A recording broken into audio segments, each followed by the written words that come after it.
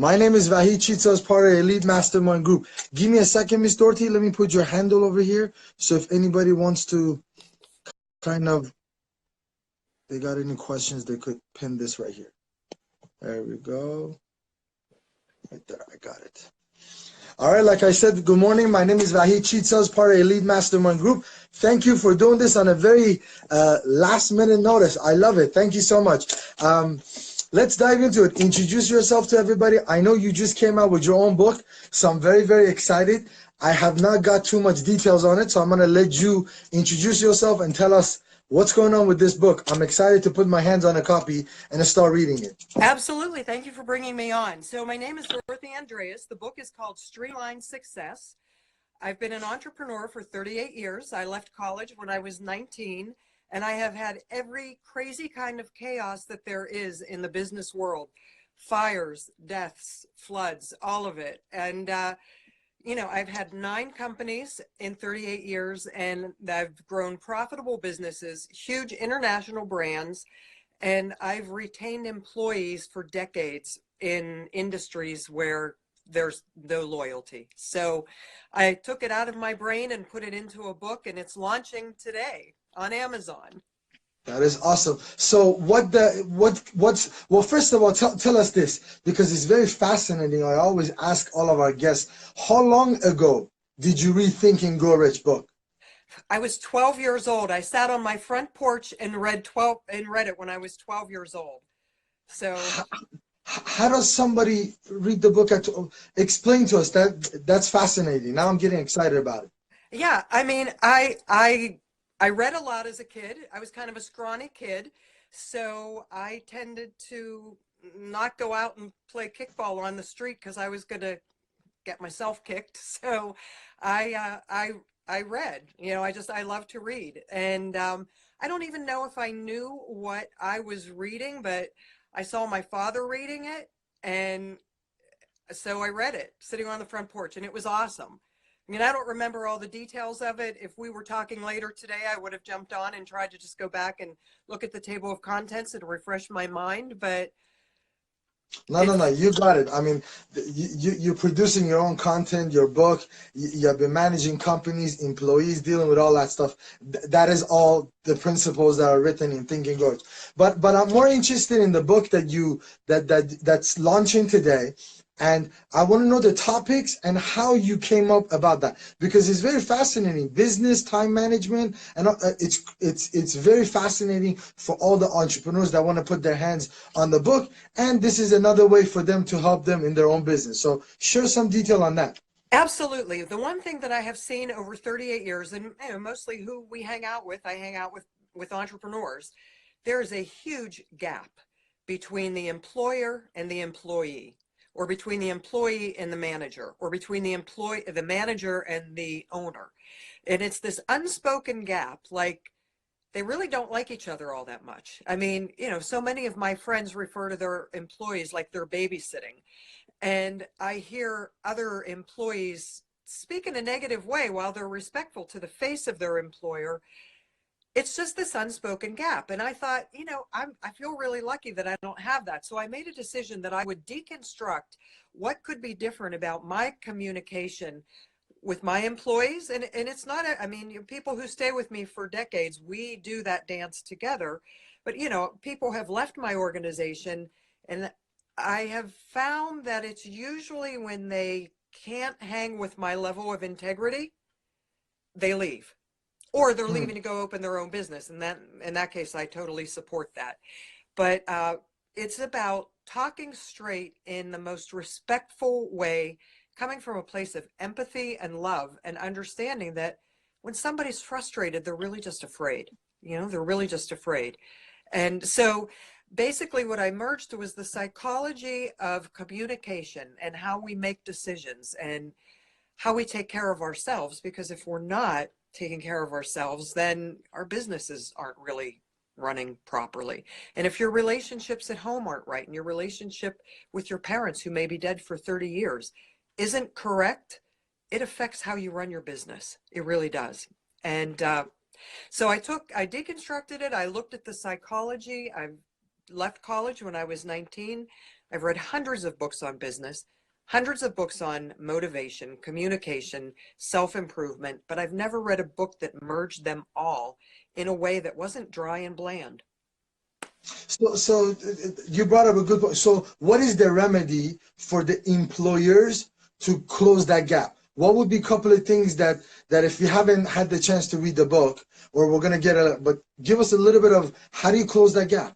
I really believe that it's a communication. It's a miscommunication. It's a misunderstanding. You know, entrepreneurs are so busy doing what they need to do, they really don't stop to take the time to know what is critically important to their staff.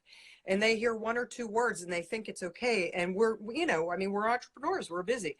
We're on to the next thing. The employee feels left in the dust. You know, they don't feel properly acknowledged. They don't feel like anybody really understands them. And when they don't feel understood, they get themselves into trouble, or they leave us and go somewhere else where they're feeling a little bit more love.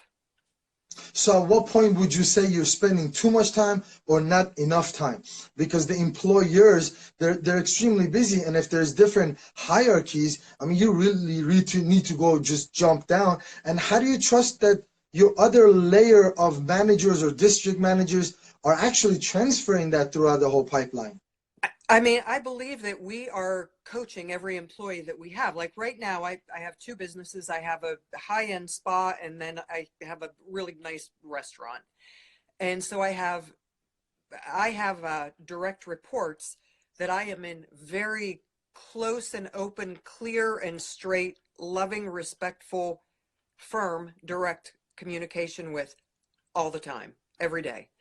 Um, they in turn, I mean, I'm teaching them, I'm by leading them how I expect them to treat the staff members. And, you know, if I walk into the spa, I mean, I have probably about 130 employees between both companies, and I pretty much know everybody's name in the spa company. They've been with me for decades. So, you know, I go down and hang out in the laundry room and talk to them for a few minutes. 2 minutes is all that it takes for them to feel that what they do in the business is important. But I really do believe that it begins in the onboarding process when we bring a new employee on to join us. If we aren't telling the rest of the team, whether it's the new manager or an assistant, if we aren't telling them what we want them to know about this person, they make it up. They make it up. And I think that that's really a big thing that people don't stop and think about, that when we are not directing how we want our employees and how we want our clients and how we want our community to view us and to view our vision and to view what's important, you know, our values, that if we aren't directing how that process goes, then they really are making it up. And because we're laying the groundwork and they have to be there to participate. So would you say that this material is also as beneficial for the employees to read? So it's not just the employer reading it, they could also read it. So that they know how to communicate back. Because I feel like a lot of times when you have those challenges, it's not just one side miscommunication. I think it's more on like both sides, and there's other factors involved. So what is your recommendation for employees or individuals that work in a team? To me, an employee and a team member is the same thing. Just because you're getting hourly or you're not on a 1099, to me, it's still the same thing. Oh, absolutely. I mean, it's anybody who's in your organization, even in volunteer. You know, I've chaired boards of organizations. It's the same thing. It really all does come down to respecting what's important to the other person, and then finding the common ground and getting them to align with you on what's the end result that you want. And if you keep the end result out there, I do believe that you get buy-in from people. And you know, here's the other thing. And yes, is the book important for employees? We sent it out to a test market first from students, employees, entrepreneurs, and you know, people in the legal profession. Because it's my first book, I was a little bit nervous about it, you know, and I didn't want to like embarrass my children or embarrass myself. So we sent it out to a test market, and it was fascinating that what the takeaway was that everybody had from it. Like, I mean, a girl who's been an event planner in her late 20s for years said, I thought I had read every book that covered this, and I'm so motivated and inspired. Like, I can't wait to go back to work and share it with my boss. So, from an employee's perspective, it was just great to hear that. And, I think you're right. It's a responsibility on both parts, but then, when you have problems like with conflict resolution, it's usually that somebody's triangulating, you know? An employee doesn't like something that their manager did, and instead of going directly to their manager because they don't feel confident or important enough, they go to their coworker and they start to build a camp. And then they start to put like little, exactly. And before you They know it, have their own gang. They have their own tribe going on in the office. exactly. It's like they've built a little camp. And I think that people do that at a subconscious level because they want to feel like understood, and they know that these people they go to will understand them.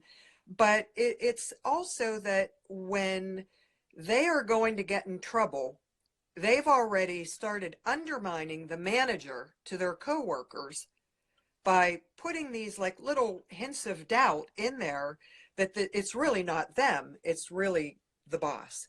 And that's what I'm talking about with the gap. Does that make sense? That absolutely makes sense because I've experienced that myself and the majority of but I do agree the most mainly with what you said about miscommunication and conversation. But to me, sometimes it's I think it's the responsibility of both sides, the business owner, the entrepreneur, and the employees to actively seek better method of communication. I think what ends up happening is a lot of employees, they feel that this is not my company, or I'm just getting hourly, or why do I need to go out of my way? I feel like a lot of times they may not be proactively seeking to help and remedy that miscommunication. So I think it's both sides. But I do agree Yes. also too that entrepreneurs are busy too. So I mean, at some point you got to you got to have a timeline of how much time you're spending on that, or else you just be sitting and talking to employees all day long. Oh my gosh. I mean, when my companies really started to grow, when I took myself out of operations and just started focusing on growth and had to start delegating things out that didn't energize me, didn't make us money, and somebody else was better at it than I was. And once I started doing that, then I really started seeing growth in my company. But this is 2 decades ago. I also started pulling back from the interpersonal relationships that I had with people. But what was important to me was that making sure that who I was replacing myself with there as the leader also was incredibly respectful and allowed the open pathways for great communication. I love it. I love it. Miss Dorothy, thank you so much for taking this time. We'll definitely have you on our live session more often. I'm very, very excited to see how your book does.